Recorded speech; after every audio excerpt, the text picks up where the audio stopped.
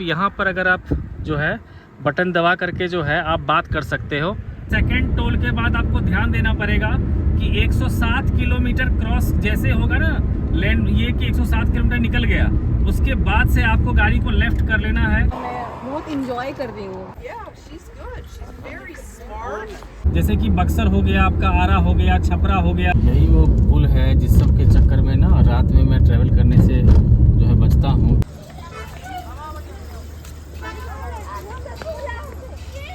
Hello दोस्तों, आज फिर से मैं दिल्ली से बिहार में दरभंगा तक की जर्नी जो है एक बार फिर शुरू किया हूं मैं, और मैं 2018 से लगातार मैं जा रहा हूं दिल्ली से बिहार। तो अपनी सारी एक्सपीरियंस आपके साथ शेयर करूंगा और जो भी ज़रूरी इन्फॉर्मेशन आपको देनी होगी मुझे, चाहे टोल के बारे में, रोड के बारे में, कौन सा रूट प्रेफर करना होगा। और ये जर्नी लगभग 18 घंटे की जर्नी होती है टोटल, तो इसमें हो सकता है कुछ पार्ट जो है रात में भी हमें ट्रैवल करना पड़े। तो नाइट ड्राइव की इन्फॉर्मेशन भी दूंगा, क्योंकि लास्ट वीडियो में बहुत सारे कमेंट आए थे कि आपने नाइट का कुछ भी नहीं दिखाया। तो मैं इस वीडियो में नाइट का भी दिखाऊंगा कि यूपी में किस तरह से रहता है और बिहार में जब एंटर कर जाते हैं तो नाइट में कैसा रहता है, रोड का कंडीशंस किस तरह से जो है, लाइटिंग का है, ये सारी इन्फॉर्मेशन दूंगा। और अगर कभी इमरजेंसी कुछ भी पड़ जाती है तो हम लोग रोड पे किस किस जगह से कैसे कैसे हेल्प ले सकते हैं, तो वो सारी इन्फॉर्मेशन मैं दूंगा जो भी आप लोग को इन्फॉर्मेशन चाहिए। इसके अलावा देखिए फ्यूल में जो है, जो सीएनजी कार ओनर होंगे तो उसके लिए देखिए क्या है कि हर 200 किलोमीटर पे उन्हें सीएनजी रिफिल करवाना पड़ता है। तो हर जगह सीएनजी तो अवेलेबल नहीं है, तो उसके लिए कहाँ पर से सीएनजी उनको मिल सकता है, ये इन्फॉर्मेशन दूंगा। और देखिए पेट्रोल में भी लगभग आपको यहाँ से दरभंगा तक लगभग 70 लीटर्स अराउंड जो है पेट्रोल आपका लगेगा। तो उसमें से आपको 2-3 जगह तो आपको रुकना ही चाहिए और आराम से जो है, क्योंकि गाड़ी को जब तक वो गाड़ी पेट्रोल वगैरह भराएंगे फिर से दोबारा हवा चेक करवा लेंगे।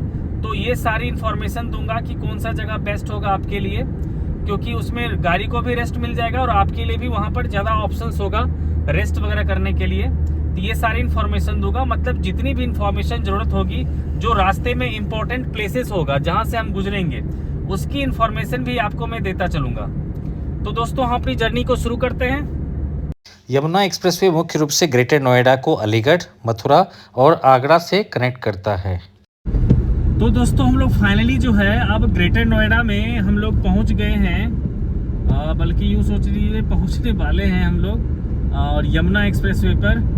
और ये जब भी गोल चक्कर आ जाता है तो दिल में एक एक्साइटमेंट आ जाती है कि चलो अब हम लोग एक्सप्रेसवे पे अपनी जर्नी को शुरू कर रहे हैं। वैसे तो नोएडा ग्रेटर नोएडा भी था एक एक्सप्रेसवे, लेकिन इन एक्सप्रेसवे की बात ही कुछ और है। हम लोग अब एंटर कर चुके हैं यमुना एक्सप्रेसवे में, जो मेरा साथ देगा आगरा तक। तो देख लीजिए यमुना एक्सप्रेसवे पे आपका स्वागत है।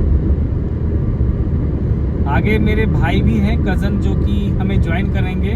देखिए बुद्धा इंटरनेशनल सर्किट का यहीं से एग्जिट दिखा रहा है ये, और आपको पहला जो मिल जाएगा जहाँ पर कि आपको पेट्रोल वगैरह भी मिल जाएगा और रेस्टोरेंट वगैरह भी आपको मिल जाएगा यहाँ पर से। तो आ गए हम लोग अब पहले टोल पे, जेवर टोल है, और कितना टोल टैक्स लगा इसकी इन्फॉर्मेशन मैं आप लोग को दे दूंगा, यहाँ पर लिख दूंगा मैं स्क्रीन पे। क्योंकि अब क्या है कि मैंने सुना है सितंबर के बाद जो है कि टोल रेट्स वगैरह जो है कुछ चेंज हुआ है इसका। तो देखते हैं जो भी आता है टोल, इसके बारे में इन्फॉर्मेशन जो है आपको यहाँ पर डिस्प्ले में बता दूंगा।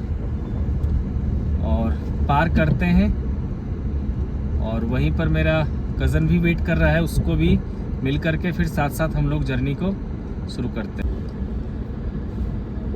और ये जेवर का प्लाजा, भाई कट जा जल्दी से, हाँ हो गया। जेवर में बनने वाले जो इंडिया का सबसे बड़ा एयरपोर्ट है, उसको भी इसी यमुना एक्सप्रेसवे से कनेक्ट कर दिया जाएगा, जिससे इस एक्सप्रेसवे की इम्पोर्टेंस और ज़्यादा बढ़ जाएगी। ये toll plaza Mathura toll plaza है, और इससे आप एग्ज़िट करने के बाद आप वृंदावन और जो श्री कृष्ण जन्मभूमि जो मथुरा है वहाँ के लिए आप जा सकते हैं। इसके अलावा ये देखिए यहाँ पर एक फूड कोर्ट भी है।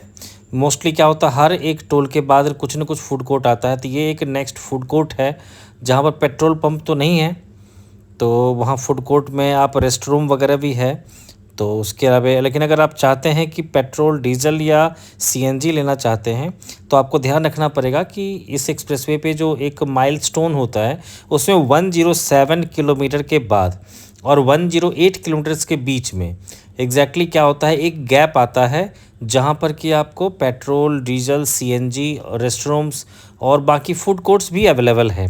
तो इस चीज़ का आपको हमेशा ध्यान रखना पड़ेगा। मोस्टली बहुत सारे लोग इतनी ज़्यादा स्पीड में होते हैं कि जब तक वो देख पाते हैं कि एक कट आया है पेट्रोल डीजल के लिए तब तक वो बहुत आगे निकल चुके होते हैं और यहाँ पर यू टर्न इतना आसान तो होता नहीं है। तो इसलिए आपको 107 किलोमीटर का जो है माइलस्टोन आपको देखने के बाद गाड़ी को स्लो कर लेना चाहिए। तो अब चलते हैं हम भी इसी में सीएनजी ले लेते हैं। तो देखिए सीएनजी लेने में थोड़ा सा आपको हर जगह जो है थोड़ा सा आपको वेट करना पड़ जाएगा क्योंकि लंबी लंबी क्यू होती है इसमें।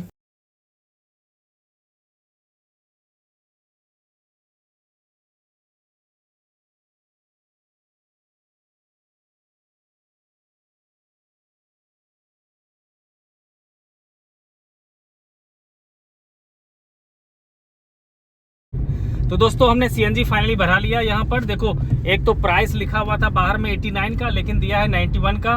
ठीक है, प्रेशर भी ठीक ठाक था, 4-4.5 किलो जो है सीएनजी आ गया है। तो देखिए सीएनजी भराने के चक्कर में क्या है कि थोड़ी सी गाड़ी को रेस्ट भी मिल गई है और मैंने चेक करवा लिया यहाँ पर हवा पर, तो हवा वगैरह भी चेक करवा लिया यहाँ पर। अब जो है हम लोग आगे जो है नेक्स्ट टोल पे मिलते हैं आपसे, जो कि आगरा का टोल होगा। उसके बाद हम लोग चलेंगे आगरा लखनऊ एक्सप्रेसवे पर। ये इस एक्सप्रेसवे का लास्ट टोल है और इसके बाद नेक्स्ट टोल आएगा जब दोनों एक्सप्रेसवे को कनेक्ट करने वाला रिंग रोड आएगा तब। उसका ये आ गया है टोल और इसके बाद हम लोग जो है पहुंचेंगे उस पर जो लखनऊ आगरा एक्सप्रेसवे है, उस पर हम लोग जाएंगे। यमुना एक्सप्रेस आपको सीधा लेके चला जाएगा आगरा के ताजमहल पर, और लेकिन हम लोग कनेक्ट कर रहे हैं अब जो आगरा लखनऊ एक्सप्रेसवे है उस पर। और कुछ क्लिप्स को मैंने हटा दिया है क्योंकि बहुत ज़्यादा बैड लाइटिंग थी, सामने से धूप आ रहा था इसलिए।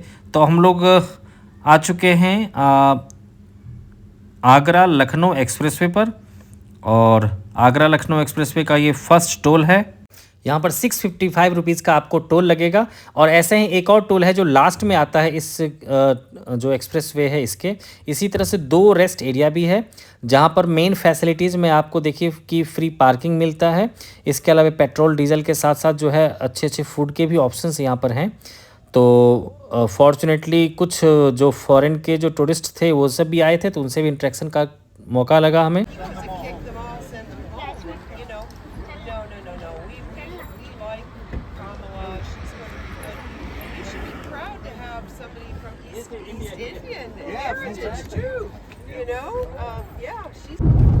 देखो हम लोग फर्स्ट होल्ड से तो अब निकल चुके हैं।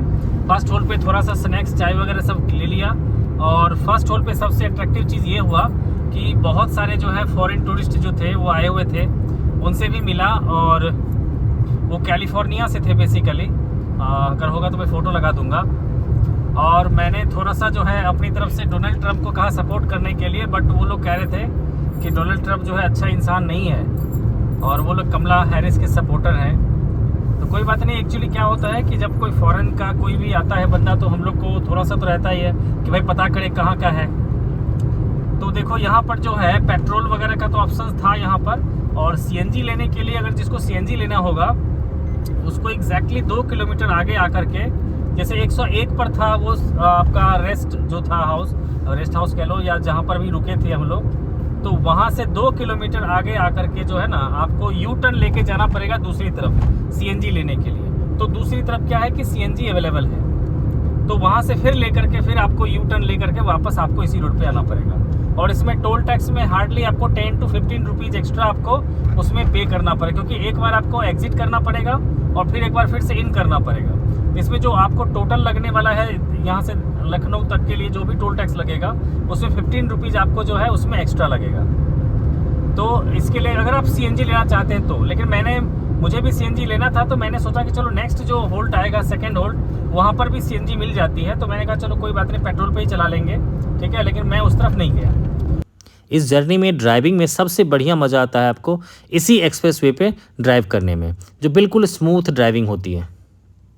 देखो भाई, वैसे बेसिकली क्या होता है कि देखो पूर्वांचल जो है, जब तक पूर्वांचल से गोरखपुर लिंक एक्सप्रेसवे नहीं जुड़ा हुआ है तब तक जो है पूर्वांचल जो है मेनली जो यूपी के जो बॉर्डर के साथ साथ जो भी डिस्ट्रिक्ट हैं बिहार के ना, उनके लिए ज़्यादा फायदेमंद है। जैसे कि बक्सर हो गया, आपका आरा हो गया, छपरा हो गया, और इसके बाद पटना हो गया, ठीक है। तो इन सभी डिस्ट्रिक्ट के लिए लोगों के लिए ज़्यादा वो जो है कंफर्टेबल रहता है रूट। लेकिन जो खास करके यानी कि कह सकते हैं पूरा का पूरा जो वेस्ट बिहार है ना, वेस्ट बिहार के लिए जो है अभी पूर्वांचल एक्सप्रेसवे काफ़ी हेल्पफुल है।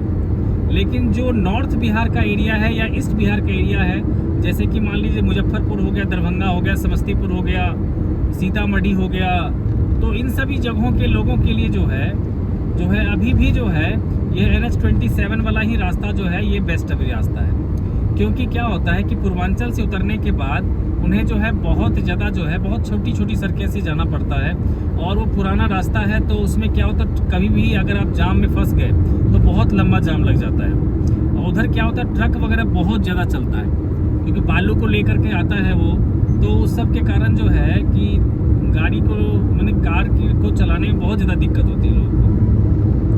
लेकिन NH27 से अगर आप वो जाता है तो 4 लेन तो पूरा रहता ही है, तो इसलिए जो है जो खास करके दरभंगा, मधुबनी, समस्तीपुर, सीतामढ़ी, सहरसा, ये सब साइड के जो लोग हैं उनके लिए अभी भी जो है बेटर यही रूट है कि आप बाराबंकी, खलीलाबाद होते हुए, गोरखपुर होते हुए आप जो है कुशीनगर होते हुए आप चले जाओ बिहार। तो ये नॉर्थ बिहार और ईस्ट बिहार के लिए सोच लो आप कि NH27 बेस्ट है अभी के लिए, और पूर्वांचल जो है मेनली जो है वेस्ट बिहार के लिए, और उसमें भी जो है बताया मैंने कि आरा छपरा, पटना हो गया, बक्सर हो गया, ठीक है, उन सब लोगों के लिए जो है, और जो यूपी के साथ जिनका बॉर्डर शेयर होता है जो भी डिस्ट्रिक्ट का, उनके लिए जो है अभी भी जो है पूर्वांचल ज़्यादा अच्छा है। लेकिन अभी देखो जनवरी 2025 में जो है एक गोरखपुर लिंक एक्सप्रेसवे जो स्टार्ट होने वाला है, तो उसमें क्या हो जाएगा कि आप डायरेक्टली पूर्वांचल से आप जा करके जो है आजमगढ़ से आपका एक कट शुरू होगा, और वो लगभग 90 किलोमीटर का पड़ता है, 4 लेन का रास्ता है जो सीधा गोरखपुर लिंक कर देगा। तो तब क्या होगा कि जो आपके ईस्ट और जो नॉर्थ बिहार के लोग के हैं उनके लिए तब मोस्ट प्रेफर्ड रूट जो है वही हो जाएगा। वैसे वो 97% बन के तैयार है, अभी मैं नवंबर की बात कर रहा हूँ, आज 1 नवंबर है, लेकिन अभी उसका इनॉग्रेशन नहीं हुआ है। तो टिल देन जो है NH27, NH31 जो है यही रास्ता जो है नॉर्थ बिहार के लिए और ईस्ट बिहार के लिए जो है मेरे ख्याल से जो है ज़्यादा बढ़िया है रेदर देन पूर्वांचल में वैसे देखो अभी भी है कि जैसे कि जगदीशपुर से आप टर्न लेकर के जो है आप सीधा अयोध्या वाले रूट में मिल सकते हो, लेकिन वो ज़्यादा बेनिफिशियल नहीं है, क्योंकि जो कनेक्टिंग रूट है जो पूर्वांचल को कनेक्ट करता है NH27 से, तो वो रास्ता जो है बहुत ही मतलब कह सकते हैं ना चौड़ा रास्ता नहीं है, तो नॉर्मल ट्रैफिक आ जाता है, और लगभग 40 किलोमीटर का स्ट्रेच है। तो 40 किलोमीटर आपको सोचिए कि आपको गांव जैसा रास्ता जैसा मिलेगा, आपको ज़्यादा सड़क चौड़ा नहीं मिलेगा, तो आपके लिए वो ज़्यादा मुश्किल होगा। उससे अच्छा है कि आप लखनऊ होते हुए, बाराबंकी होते हुए आप सीधा चले जाओ। तो ये मेरे ख्याल से जो है मेरा ओपिनियन है, बाकी आप लोग अपना ओपिनियन ज़रूर दीजिएगा। हो सकता है कि आप लोग को कुछ ज़्यादा नॉलेज हो इस चीज़ का, तो आप लोग कमेंट बॉक्स में ज़रूर बताइएगा कि कौन सा रूट आप लोग प्रेफर करते हैं और क्यों प्रेफर करते हैं। देखो भाई, इमरजेंसी के समय में ये आपको देखना है कि जैसे SOS लिखा हुआ है ये, है ना, तो यहाँ पर देखो आप एक ना फ़ोन लगा रखा होता है, और इस फ़ोन के सहारे आप जो है अगर आपको ज़रूरत पड़ता है ना, तो आप यहाँ पर अगर आप जो है बटन दबा करके जो है आप बात कर सकते हो, ठीक है ना। जैसे कि यहाँ पर अगर आप प्रेस करोगे तो वहाँ पर रिंग हो जाएगा उनके कंट्रोल सेंटर पे, ठीक है, और फिर यहाँ से वो आपसे बात करेंगे और आपकी हेल्प के लिए वो भेज सकते हैं। तो ये तभी आपको इस्तेमाल करने के लिए होता है, जैसे गाड़ी अगर ब्रेक डाउन हो गया, पेट्रोल ख़त्म हो गया, कुछ भी ऐसा कुछ हो गया, ठीक है, या कोई हेल्थ इशू ही हो गया, तब उस कंडीशन में आपके लिए काफ़ी हेल्पफुल होता है। तो अब जल्दी से चलते हैं, क्योंकि वैसे गाड़ी को एक्सप्रेस वे पर रुकना ठीक नहीं है। अब आ गए हम लोग सेकेंड होल्ड पे। अब ये देखो, जैसे कि पहले जो होल्ड था वो एग्जैक्टली 100 किलोमीटर पे था, लेकिन सेकेंड होल्ड जो है आपका ये आपको लगभग 219 किलोमीटर पे आपको लगभग ये पड़ेगा। यानी कि पहले 100 किलोमीटर पे और दूसरा 120 किलोमीटर पे आपका ऑलमोस्ट ये पड़ेगा सेकेंड होल्ड। ज़्यादातर लोग फर्स्ट होल्ड की बजाय सेकेंड होल्ड पे रुकना प्रेफर करते हैं, क्योंकि यहाँ फूड कोर्ट तो है ही, साथ साथ जो है फ्यूल के भी ऑल ऑप्शंस अवेलेबल है। यहाँ पर सीएनजी भी मिल जाती है, तो इसलिए लोग जो है यहाँ पर रुकना प्रेफर करते हैं। अब ये सेकेंड होल्ड पर अब सीएनजी भरवा लेते हैं। यहाँ पर सीएनजी का ऑनलाइन जो है यहाँ पर है, और सीएनजी का रेट यहाँ पर है 93 रुपीज़ 75 पैसे पर केजी का है। तो देखो जो सीएनजी कार हैं ऑनर, उनके लिए भी ये तो काफ़ी बेनिफिशियल है, क्योंकि ये सेकेंड होल्ड पर जो है आप वो सीएनजी भरा सकते हैं। क्योंकि सीएनजी जब एक बार भरा लिया था मैंने वहाँ पर जो मथुरा में भराया था, तो वो लगभग जो है इस सेकेंड होल्ड पर आने से 3-4 किलोमीटर पहले जाके वो सीएनजी ख़त्म होता है। तो इस तरह से कह सकते हैं कि सीएनजी पर ही मोस्टली जो है गाड़ी हमारी चली जा सकती है। और देखिए पेट्रोल वगैरह लेने वालों के लिए एक तो बेनिफिशियल है कि उन्हें, जिस तरह से मुझे अभी लगता है कि कम से कम 15 to 20 मिनट्स मुझे अभी वेट करने पड़ेंगे सीएनजी के लिए, तो ये पेट्रोल और डीजल वालों के लिए ये बेनिफिशियल है कि ये उनको रुकना नहीं पड़ेगा, क्योंकि यहाँ पर जो है जियो का पेट्रोल पंप भी है। और सबसे ख़ास बात है कि जो इलेक्ट्रिक व्हीकल्स है उसके लिए भी वहाँ पर जो है चार्जिंग स्टेशंस लगा हुआ है। जैसा आप देख सकते हैं कि इस तरफ कि एक जो है वो अभी गेट खुला है, वो अपनी गाड़ी को, इलेक्ट्रिक व्हीकल को चार्ज कर रहे हैं। तो यहाँ पर हर तरह के लिए सीएनजी भी अवेलेबल है, इलेक्ट्रिकल व्हीकल के लिए भी है, और पेट्रोल डीजल तो है। तो अब यहाँ से सीएनजी रिफ़िल करवाने के बाद मैं जाऊँगा लखनऊ, और लखनऊ के बाद मैंने सोच लिया है अभी कि हम लोग NH27 को ही प्रेफर करेंगे, क्योंकि जब हम आगरा लखनऊ और पटना के बीच में होंगे तब तक में मे बी पॉसिबल शाम हो जाए।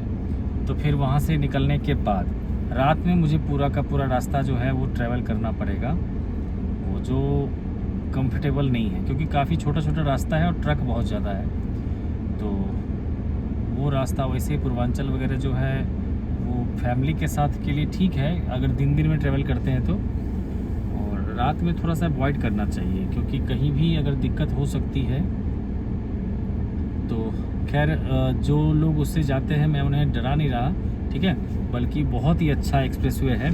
और इधर के रूट वालों के लिए भी जनवरी के बाद जो है वही रास्ता बेस्ट होगा, क्योंकि जब ये गोरखपुर लिंक एक्सप्रेसवे चालू हो जाएगा तब।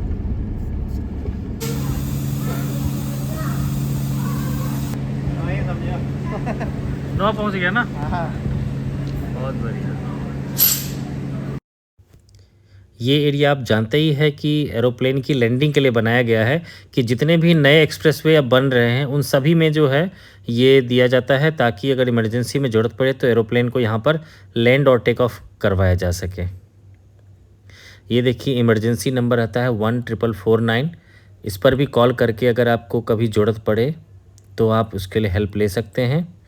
और ये एक्सप्रेसवे का लास्ट टोल है। इस टोल के बाद जब ये एक्सप्रेसवे ख़त्म होगा तो कुछ पब्लिक का भी रिव्यू लेंगे जो अपनी गाड़ी से जा रहे हैं, तो एक बार उनसे भी पूछ के देखेंगे कि उनको ये बाय रोड कैसा एक्सपीरियंस रहता है। तब कैसा है एक्सपीरियंस रोड ट्रिप का? अच्छा रहा। ट्रेन से आने में, ट्रेन से आने में बहुत सारी दिक्कतें आती है, हाँ कहीं कहीं पे जाना उतरना। अपनी गाड़ी है, घूमते एंजॉय करते हुए निकल जाते हैं रोड। तब पूरा मज़ेदार रहा ना रास्ता। बहुत बढ़िया। तो मेरे ख्याल से जो है अब दोबारा मौका लगे तो फिर से करना होगा ना जब भी। चलो ठीक है। तब कैसा रहा एक्सपीरियंस इस बार का? मेरा एक्सपीरियंस बहुत अच्छा रहा, मैं बहुत इंजॉय कर रही हूँ। हाँ। ऐसा मैं ट्रेन में कभी नहीं करती, ना बस में ट्रैवल करके करती। जो फैमिली के साथ इंजॉयमेंट होता है वो कहीं नहीं मिलता। चलो बहुत बढ़िया। अब देखो जैसे लखनऊ एक्सप्रेसवे अभी ख़त्म हो गया है, तो मैंने वहाँ से सीधा आगे आकर के, चाहे मोहान का है या फिर सीधा लखनऊ लिखा हुआ, 2 एग्जिट वहाँ दे रखा होता है, तो आप मोहान से भी आ जाइए या लखनऊ एग्जिट किसी से भी आइएगा, आपको इसी रास्ते पे मिलेंगे। और यहाँ पर जो है एक चौराहा आता है, ठीक है ना, वहाँ से हमने राइट ले लिया है अगर NH27 के लिए जाना है तो। अगर आपको NH27 से गोरखपुर जाना हो, चाहे अयोध्या जाना हो, तो इसके लिए, या फिर आप लगा सकते हैं नेविगेशन में ट्रांसपोर्ट नगर मेट्रो स्टेशन, तो ये आपको बाहर जो है आपको निकाल करके सीधा पहुंचा देगा। और ट्रांसपोर्ट नगर मेट्रो स्टेशन के बिल्कुल बगल से ही जो रास्ता जाता है जो सीधा NH27 को कनेक्ट कर देता है। इसमें क्या होगा कि भीड़ भाड़ जो भी आपका ट्रैफिक है लखनऊ का, उससे आप इसमें से बच सकते हैं। तो आगे मिलते हैं, एक बार फ्यूल भी रिफ़िल करवा लेंगे और उसके बाद हम जर्नी को NH27 पे कंटिन्यू करेंगे।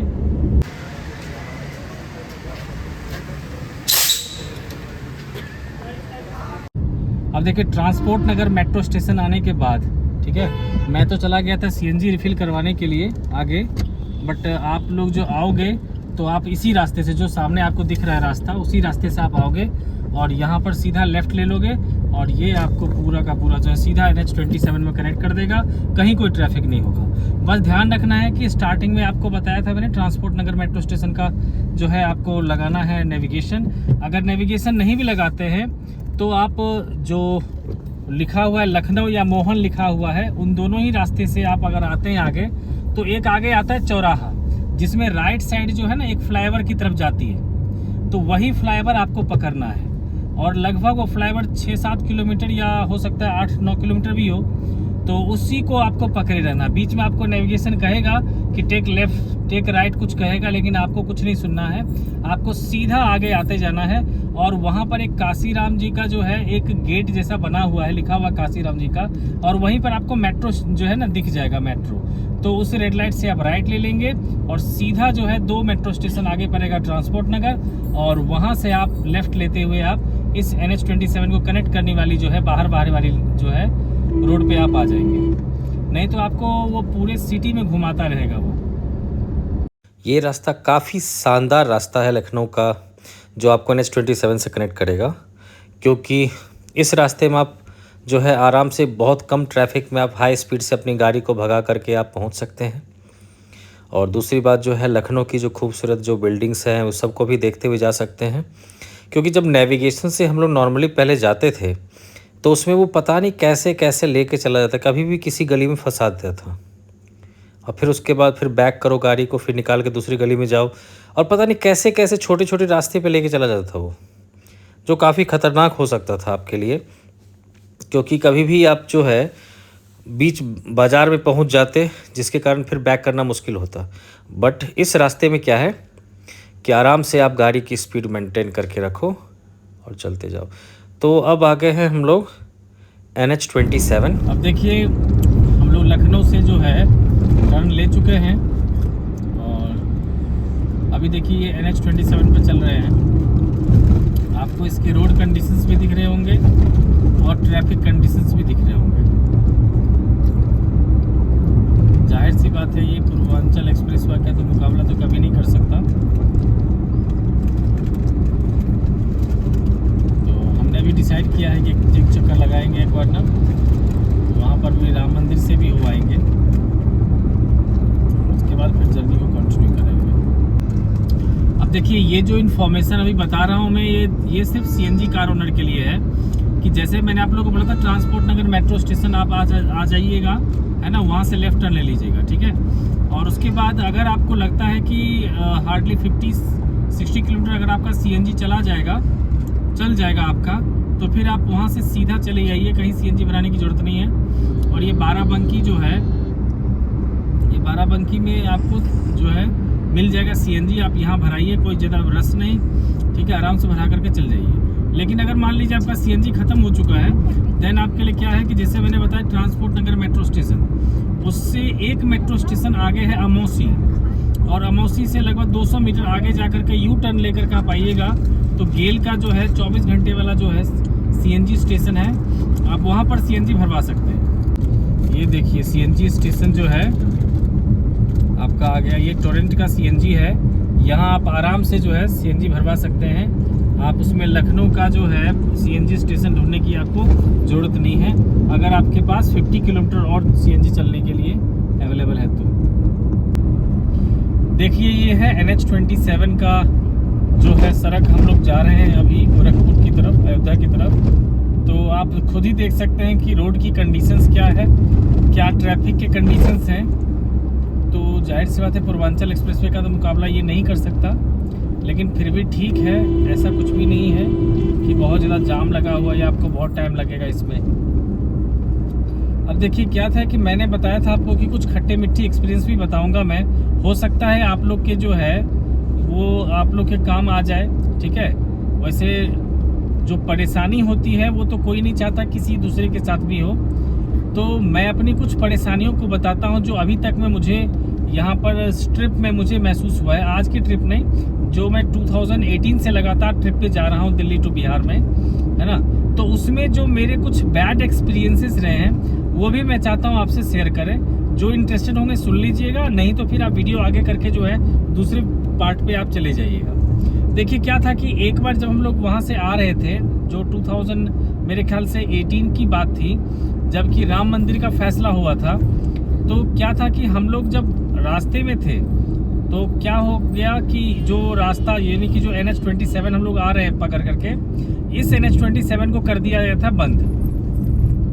तो उस NH27 को बंद कर दिया और ट्रैफिक को लेफ्ट राइट कैसे भी डाइवर्ट कर दिया। तो क्योंकि तो बीच में डिवाइडर रहता है तो राइट तो जाएगा नहीं, लेकिन लेफ्ट डाइवर्ट कर दिया वहाँ पर से। अब हमें लगा कि शायद हो सकता है कि कोई ना कोई आगे कोई रास्ता मिलेगा हमें जो NH27 तक ले जाएगा। हम लोग किसी दूसरे रास्ते पे चले गए और उस रास्ते से फिर भटकते भटकते पता नहीं कौन कौन सी जगह थी, बहराइच था, चित्रकूट था, कुछ अलग अलग से जगह थे। और एक जब पता चला हमें घर से फ़ोन आया कि ऐसा ऐसा कुछ फैसला हो गया है, तो हमें लगा शायद इसीलिए जो है इस रोड को जाम कर दिया गया, बंद कर दिया गया। तो ऐसे सिचुएशन में क्या था कि हम लोगों ने सोचा कि चलो ठीक है, हार्डली 1-2 किलोमीटर का रिस्क होगा, उसको फिर से मेन रोड पे आ जाएंगे। लेकिन ऐसा कुछ नहीं हुआ। हम लोग को कई किलोमीटर तक जो है वो छोटे छोटे रास्तों से गुजरने पड़ा। और उसके बाद जो है जब मैंने बीच में फ़ोन करके कोशिश किया ट्रैफिक पुलिस वाले से बात करूं मैं लखनऊ में, तो वो सिर्फ यही कहता था कि आप जो है कोई भी कहीं भी जाओ लेकिन NH27 को आप छोड़ दो। तो इसके चक्कर में हम लोग को बहुत परेशानी हुई। तो इसमें यही है कि अगर ऐसा कभी भी सिचुएशन किसी के साथ एक तो हो नहीं, अगर हो तो फिर ऐसे सिचुएशन में अगर आप घर के ज़्यादा नज़दीक हैं तो वापस घर चले जाना ही बेस्ट ऑप्शन होता है, क्योंकि ये कब तक बंद रहता कोई गारंटी नहीं है। लेकिन हम लोगों ने गलती यही किया कि हम लोग चल दिए और हम लोग को जो है छोटे छोटे रास्तों से गुजर के जाना पड़ा, जिसमें कि क्या था कि एक तो लॉ एंड ऑर्डर जब से योगी जी आए हैं थोड़ा सा ठीक ठाक है यूपी का, इसीलिए कोई प्रॉब्लम नहीं हुई, नहीं तो उसमें प्रॉब्लम हो सकती थी। काफ़ी ग्रीनरी जो है देखो कितना अच्छा लग रहा है ये। लेकिन इस समय यही है कि NH27 पे क्योंकि बाहर से जो है ये गांव सारा का सारा जो है कनेक्टेड है, तो इसमें एक प्रॉब्लम होती है कि कभी कोई जानवर आ जाता है, तो इस चीज़ का हमें ध्यान रखना पड़ता है। लास्ट टाइम जब मैं 2022 में जब मैं आ रहा था तो मेरी गाड़ी से एक डॉगी टकरा गया था और गाड़ी की स्पीड ज़्यादा होने के कारण जो है गाड़ी का एक पोर्शन जो है काफ़ी डैमेज हो गया और डॉगी भी मुझे नहीं लगा बचा होगा, मैं तो चलता रह गया। फिर मुझे जो है वापस अपने घर वापस जाना पड़ गया था। तो इसमें 2 चीज़ ध्यान रखने के लिए बात है, क्योंकि मैं हर समय प्रॉब्लम भी बताता हूँ सॉल्यूशन भी बताता हूँ। तो 2 चीज़ ध्यान रखना है। एक तो जो है कोशिश करो कि भाई राइट में रखो गाड़ी को, ठीक है, मतलब जहाँ से बाउंड्री है बाउंड्री से दूर रखना चाहिए। ये टोल से जस्ट पहले हम लोग थोड़ा सा रुके हैं, स्नैक्स वगैरह कुछ खा लेंगे, देखते हैं क्या क्या ऑप्शन है इसके पास। अब आ गया ये NH27 का फर्स्ट टोल है। अभी हम लोग टोल से पहले थोड़ा सा स्नैक्स ब्रेक के लिए रुके थे, लेकिन एक्सपीरियंस अच्छा नहीं रहा ये, क्योंकि एक तो क्वालिटी बहुत ही घटिया थी और प्राइसेस शिमला और नैनीताल वाला मैगी यहाँ पे 50 रुपये का दे रहा था एक मैगी, और जो समोसा वगैरह सब था वो भी काफ़ी जो है महंगा तो था, लेकिन बिल्कुल भी क्वालिटी नहीं। महंगा रहे तो रहे, लेकिन कम से कम क्वालिटी तो रहना चाहिए, ऐसा कुछ था नहीं। तो दोस्तों हमने जो है बीच में चला गया था अयोध्या में, और अयोध्या में काफ़ी भीड़ थी इसलिए काफ़ी टाइम लग गया। और देखिए अभी जो है रात के 10 बज गए हैं और अयोध्या से निकले हैं हम गोरखपुर की तरफ जा रहे हैं। और आप देख सकते हैं रोड पे जो है क्या कंडीशन है लाइट्स का, कैसा सड़क का कंडीशंस है, क्योंकि कुछ लोगों ने कमेंट किया था कि मुझे रात का देखना है कि रात में कैसा सड़क दिखता है। तो इसीलिए मैं अभी जो है अयोध्या से मुश्किल से जो इस रोड पे आया हूँ मैं, तो 10 किलोमीटर करीब चला हूँगा मैं, तो ये भी आपको दिखा देता हूँ। फिर रास्ता में जो भी इम्पोर्टेंट प्लेसेस हैं उन सब का भी दिखाता जाऊँगा। गोरखपुर का दिखाऊँगा, इसके अलावा जब बिहार में एंटर करेंगे तो उसमें भी दिखाऊँगा अंधेरा क्या रहता है या फिर किस तरह सुनसान रहती है सड़क, तो क्या होती है परेशानी या फिर क्या है, सारी इन्फॉर्मेशन मैं आपको देता चलूँगा मैं। तो अगर जो लोग अयोध्या का वीडियो देखना चाहेंगे तो मैं उनका वीडियो अलग से दे दूँगा, क्योंकि दिवाली के इस बार दो दिन दिवाली था, तो मैंने सोचा चलो एक 31 को दिल्ली में सेलिब्रेट करने के बाद कि फर्स्ट को एक बार जो है अयोध्या एक्चुअल में चले जाते हैं, क्योंकि भगवान राम का जो है ये फर्स्ट दिवाली था उनका, तो क्या चलो एक बार उनके दर्शन कर लेते हैं। इसलिए अयोध्या भी चला गया था मैं बीच में, तो उस अयोध्या वाले वीडियो को मैं अलग से डाल दूंगा, तो आप लोग उस वीडियो को भी ज़रूर देखिएगा। तो अभी अब आगे बढ़ रहे हैं और रास्ते में जो भी अपडेट्स होगा मैं आपको देता रहूँगा मैं। NH27 पे आपको ढेर सारे रास्ते में ढाबा मिलता चला जाता है, और इसमें से जैसे कि ये बहुत ही अच्छा था, यहाँ पर जो रेस्टोरेंट के साथ साथ जो है बिल्कुल रिजॉर्ट जैसा भी फील आ रहा था, और फूड भी इसका अच्छा था। और इसके अलावा जो है इससे थोड़ा आगे पड़ता है, अगर आप लखनऊ से आते हैं तो उसमें आता है संस्कार रेस्ट हाउस एंड ढाबा, तो उसमें भी हम लोगों ने खाना खा रखा है, तो उसका खाना जो है बहुत ही अच्छा रहता है, तो और बजट में भी रहता है उसका, तो बहुत ही बढ़िया ऑप्शन है आपके लिए, वहाँ भी ले सकते हैं।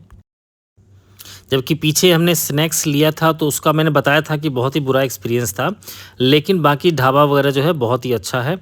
तो एक NH27 के यही एक खासियत हो जाती है ना कि देखिए आप रात में कहीं भी आपको ढेर सारे जो है ना पेट्रोल पंप का ऑप्शन मिल जाता है, आपको ढेर सारे ढाबा का ऑप्शन मिल जाता है, और कभी भी जैसे कि अगर आप थक जाते हैं ना, तो उसमें क्या है कि आप किसी ढाबा पे खा करके थोड़ी देर वेट भी कर सकते हैं, क्योंकि बहुत सारी गाड़ी लगी है, अपनी गाड़ी में सीट को नीचे कीजिए और आधे घंटे के लिए आप आराम से सो भी सकते हैं। इसके अलावा पेट्रोल पंप भी ढेर सारे मिलते हैं, तो किसी पेट्रोल पंप पे भी आप क्या है कर सकते हैं, फ्यूल भराइए, और वहाँ पर जो है बिल्कुल सेफ़ जगह होती है, ठीक है, वहाँ वॉशरूम वगैरह भी रहता है, और आराम से गाड़ी को लगा के वहाँ आधे घंटे 1 घंटा जो है आप लोग वहाँ पर लेट भी सकते हैं। तो ये आप देख रहे हैं कि रात में कैसा सड़क दिखता है, और सामने से वही है कि आपको जो है ना लाइटें आपकी आंखों पे पड़ सकती है, तो उसमें क्या होता है कि आपकी लाइट, अगर आपकी गाड़ी की लाइट अगर प्रॉपर नहीं है तो फिर आपको थोड़ा बहुत देखने में दिक्कत हो सकती है, लेकिन अगर आपकी गाड़ी की लाइट प्रॉपर है तो सामने से अगर कोई लाइट भी आ भी रही है तो आपको ज़्यादा परेशानी नहीं होगी इसमें। बट ये रास्ता जो है आप कंटिन्यू तो कर सकते हैं, रात भर चलती रहती है, इसमें कोई दिक्कत नहीं है। लेकिन अगर आपके पास ऑप्शन हो डे और नाइट में, तो डे प्रेफर कीजिए, क्योंकि नाइट ड्राइव में बस एक ही सबसे बड़ी प्रॉब्लम मुझे नज़र आती है, वो ट्रक्स, ठीक है, जो ट्रक्स बहुत सारे होते हैं। लेकिन ये भी है कि आप जितना आगे बढ़ते जाएंगे, लखनऊ से आप जितना आगे बढ़ते जाएंगे गोरखपुर की तरफ, उतने ट्रक्स कम होते चले जाएंगे। लेकिन वही है कि आपको जब गोरखपुर से अगर आप आगे बढ़ते हैं, ठीक है, तो कुछ दूर जो है रास्ता तो बहुत ही अच्छा है, लेकिन रास्ते की चौड़ाई थोड़ी कम है, तो वहाँ पर ट्रक जो है आपको दिक्कत करता है। तो ये स्पेशली रात का मैंने शूट करके दिया है, क्योंकि कुछ लोग जो है रात का देखना चाहते थे कि रात में कैसा दिखता है वहाँ का सड़क, ताकि वो डिसीजन ले सके कि फ्यूचर में कि मुझे जाना है नहीं जाना है। देखिए, क्योंकि रास्ता जो होता है आपका, वो अगर आप दरभंगा तक की बात मैं कह रहा हूँ, अगर कोई इससे भी आगे जाना चाहता है तो उसके लिए मान लीजिए 20 आवर्स तक का जो है रनिंग होगा ही होगा, ठीक है।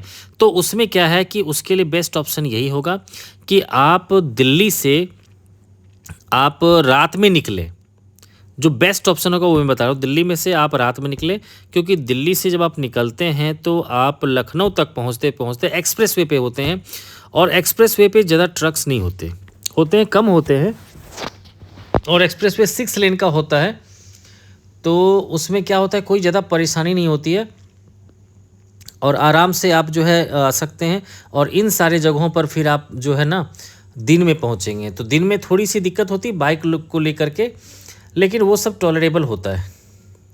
अब देखिए, मैं बाकी जितने भी टोल आ रहे थे, हर एक टोल का मैंने सोचा कि फ़ोटो दूंगा, वीडियो दूंगा तो लंबा हो जाएगा, इसलिए जो भी टोल हमें लगा था उसमें, इस रास्ते में, उस सब का डिटेल्स मैंने यहाँ पर डिस्प्ले में दे दिया कि कितना कितना टोल लगा था। और एक लास्ट में मैं कंक्लूडिंग वीडियो में बता दूंगा कि कितना मेरा टोटल जो है कॉस्ट लगा इसका, ठीक है, और क्या क्या रोड के कंडीशंस थे, वो ओवरऑल इन्फॉर्मेशन भी मैं लास्ट में आपको दूंगा। तो प्लीज़ लास्ट तक वीडियो को आप ज़रूर देखिए, कोई न कोई इन्फॉर्मेशन ऐसी ज़रूर होगी जो आपके लिए जो है वो यूज़फुल होगा। ये रास्ता गोरखपुर से कुशीनगर की तरफ जाने वाला जो रास्ता पड़ता है वही रास्ता है यहाँ पर। अब पहुँच गए बिहार। तो दोस्तों फाइनली हम बिहार में एंटर कर चुके हैं।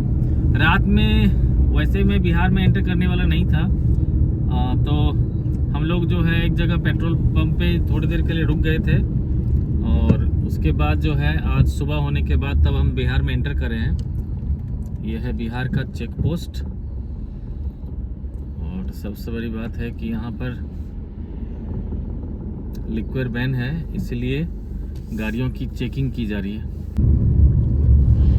यही वो पुल है जिस सब के चक्कर में ना रात में मैं ट्रैवल करने से जो है बचता हूँ, क्योंकि छोटा सा पुल है और सामने से रात में ज़्यादातर ट्रक बस चलती है, जिसके कारण क्या है कि ना लाइट डायरेक्टली आँख पे पड़ेगी। तो इस सब से क्या होता है कि थोड़ा सा दिक्कत होगा, इसीलिए मैंने रात में बिहार की जर्नी को मैंने नहीं किया, मैं यूपी में ही रुक गया सुबह होने तक। तो पहुंच गए हैं मुजफ्फरपुर, अब जा रहे हैं दरभंगा की तरफ। मेरे ख्याल से दरभंगा पहुंचने में 1 घंटा तो ज़रूर लगेगा। थोड़ा सा टाइम ज़्यादा लग गया इस बार मुझे। रीज़न वही था कि मैं चला गया था अयोध्या, सोचा घूमते फिरते हुए जाएंगे, इसीलिए। अदरवाइज़ अगर नॉन स्टॉप आता तो मेरे ख्याल से मुझे भी 18 आवर्स तो मैं पहुंच जाता, लेकिन अभी मुझे जो है थोड़ा ज़्यादा टाइम लग गया। तो दोस्तों हमारी जर्नी फाइनली कंप्लीट हो गई। आज मैं मॉर्निंग में शूट कर रहा हूँ क्योंकि कल काफ़ी टायर्ड था मैं। तो देखिए इस जर्नी में आपको अगर नॉर्मली जो गाड़ी को टाइम जो लगने वाला है वो अगर दिल्ली टू दरभंगा की रनिंग की बात करेंगे तो 18 आवर्स से 19 आवर्स तक लगेंगे। हाँ, अगर आप सीएनजी रिफिल करवाते हैं तो 1 और 1.5 आवर एक्स्ट्रा आप लेके चलिए कि मिनिमम आपको 1.5-2 घंटे और लग सकते हैं, ठीक है। यानी कि अगर सीएनजी कार ओनर है तो उसको हो सकता है कि वो 20 से 21 घंटे तक भी लग सकते हैं इस पूरी जर्नी में, क्योंकि उनको बार बार सीएनजी रिफिल करवाना पड़ेगा और पूरे रास्ते में सीएनजी मिलती रहती है, तो उसमें कोई इशू नहीं होता है। लेकिन इसके अलावा जो पेट्रोल कार ओनर है, डीजल कार ओनर है, उनके लिए आप सोच लीजिए कि मिनिमम उनको जो है 18 आवर्स तो उनको भी जर्नी में लगने ही लगने हैं अगर दिल्ली टू दरभंगा आते हैं तो। देखिए इसमें सबके लिए कॉमन होता है टोल टैक्स, तो टोल टैक्स जो है सबके लिए बिल्कुल सेम लगेगा और वो 2100 रुपीज़ है टोटल। जब आप स्टार्ट करते हैं यमुना एक्सप्रेस पे वहाँ से लेकर के और मुजफ्फरपुर से जब एंटर करते हैं दरभंगा की तरफ तो 4 लेन पे तो वहाँ 140 रुपीज़ दे करके टोटल 2100 रुपीज़ आपको टोल टैक्स देना पड़ता है। इसके अलावा जहाँ रोड कंडीशंस की बात है तो देखिए जब तक एक्सप्रेसवे जो है एक्सप्रेसवे पे तो बिल्कुल अच्छा रोड है, और उसके बाद जब आप लखनऊ से चलते हैं NH27 पे तो स्टार्टिंग में 300-400 मैक्सिमम सोचिए, थोड़ा सा रोड जर्की है, खराब नहीं है ज़्यादा, एक हल्का सा जर्की है, आपको जर्की फील होगा थोड़ा बहुत। बीच बीच में कहीं के 100 मीटर पे आ जाएगा, पैच पे आएगा जहाँ पर 50 मीटर पे आपको हल्का हल्का कहीं जर्क फील होगा। बाकी रोड बिल्कुल अच्छा है, यूपी में भी बहुत अच्छा रोड है और बिहार में भी रोड अच्छा है।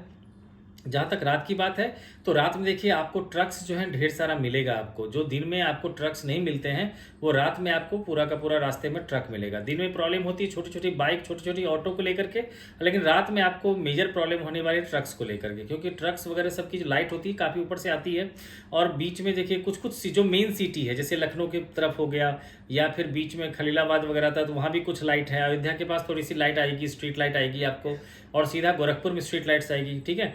तो हर जगह जो रोड पे लाइट्स नहीं दे रखा है, तो ये आपकी गाड़ी की लाइट अच्छी होनी चाहिए ताकि आपको सामने से आते हुए कुछ कुछ रिफ्लेक्टेड लाइट को भी देख करके आप आसानी से रोड के जो रिफ्लेक्टिंग पेजेस हैं उसको आप देख सकें और रोड को गाड़ी चला सकें। तो गाड़ी चलाने में कोई दिक्कत नहीं, रोड बहुत अच्छा कंडीशंस है, बस रात में थोड़ा सा अंधेरा रहेगा, इसी चीज़ की है। बाकी कोई भी जो है क्राइम वगैरह कुछ नहीं होता। अब मैं पूरे का पूरे यूपी में मैं अलग अलग टाइम पे मैं रहा हूं और कुछ कुछ क्लिप्स तो मैंने आप लोगों ने देखा ही होगा। यहाँ तक आप वेट कर रहे हैं तो आपने देखा ही होगा, हर एक पार्ट का यूपी का बिहार का रात का मैंने वीडियो उसमें दे रखा है।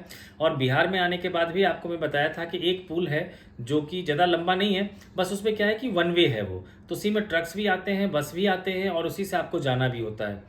तो उसमें क्या हो जाता है कि बिल्कुल नज़दीक से आपके बगल से ट्रक गुजरेगा, बस गुजरेगा, तो आपको जो है ना लाइट जो है ज़्यादा आंखों पे आपके पड़ेगी और बिल्कुल पुल जो है जर्जर है, तो इसलिए थोड़ा सा दिक्कत हो सकता है। इसलिए रात में आप बिहार की तरफ जो है उस पुल को क्रॉस ना करें। बाकी आप कर भी सकते हैं अगर आप देख लें, क्योंकि हमेशा ज़रूरी तो नहीं कि ट्रक बस आता ही रहेगा, ठीक है। तो बाकी का कोई दिक्कत नहीं है पूरी जर्नी में, तो आप आ सकते हैं इसमें। तो दोस्तों अगर इतना तक देख लिया आप लोगों ने तो आप लोग का देखने का बहुत बहुत धन्यवाद। मेरे चैनल को सब्सक्राइब कर लीजिए। मिलते हैं हम आपसे नेक्स्ट वीडियो में। Thanks for watching.